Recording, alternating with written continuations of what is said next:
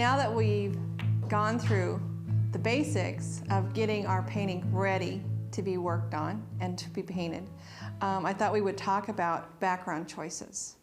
Background colors, I never worry about what's in the reference photo when it comes to backgrounds.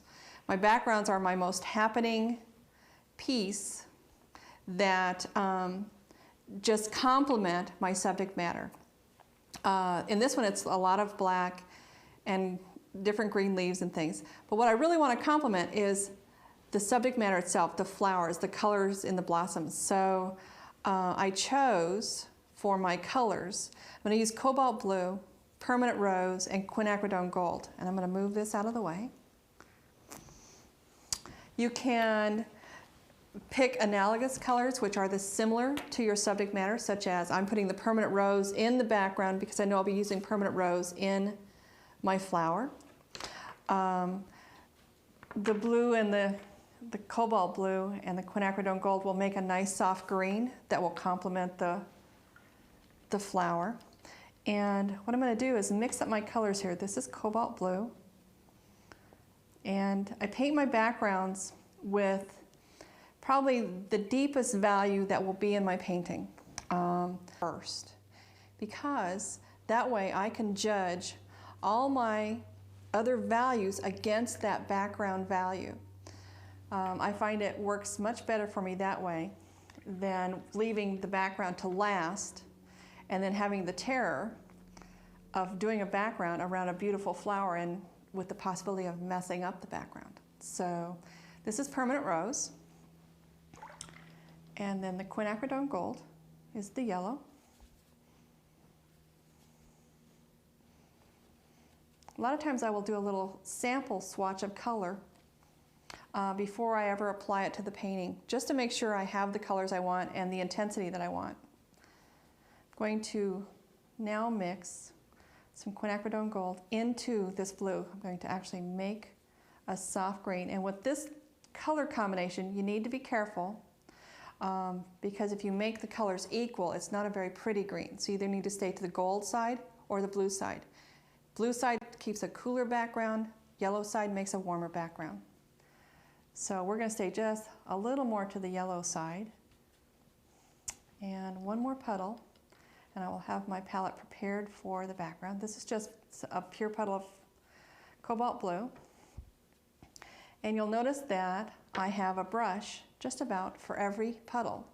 That keeps me from having to rinse my brush out between, and I can just use these puddles as I paint.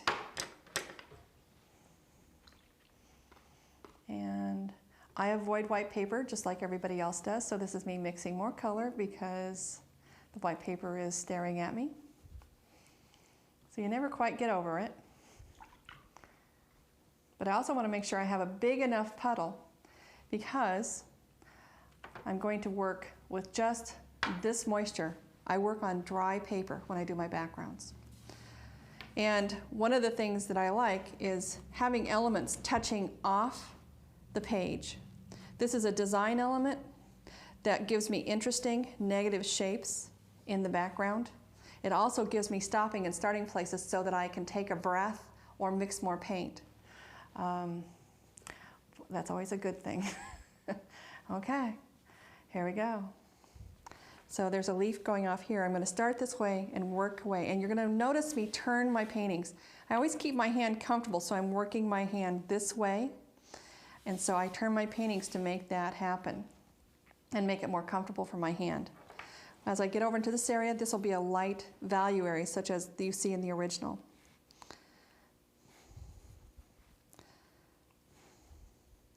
And this is a bit of leave a little heavier paint, kind of a puddly area, and then pull it a little thinner so that there's a value change.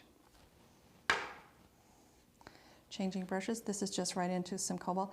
And that's the one beautiful thing about watercolor is every background is unique. You never know what they're going to look like until you're done.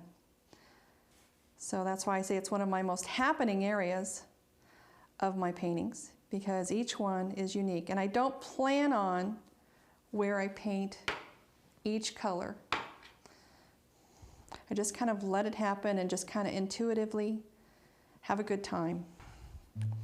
Playing with the blues and the greens predominantly down in here. This also gives me a chance to keep my edges cleaner on my subject matter. This was a way for me to eliminate having to use misket or masking fluid.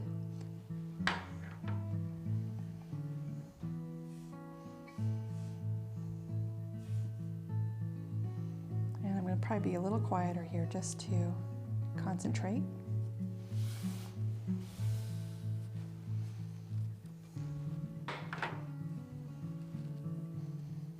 As I'm coming up around the side, I'm going to start working into some of the yellows and the pinks a little more.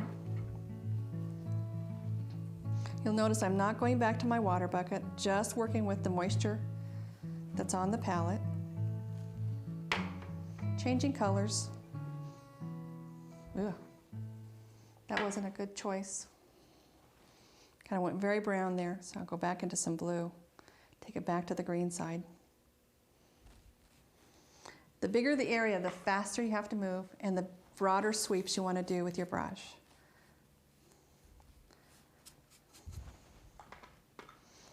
Again, just kind of rinsing out my brush and just pulling at the paint because I want to have a range of value changes happening.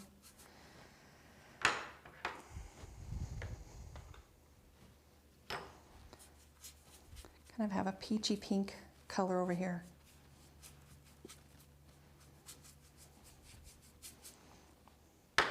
Then we're going to go into a soft green, and we need to make the transition back to the deeper values right across there. But this is just a playful scumbling of paint, playing with color, lighter values, and then we'll work back into some darker. I'll start picking up a little bit darker. Just kind of letting it happen. Not real fond of what I just did right there. So I'm going to just kind of feather it just a little bit with a damp brush.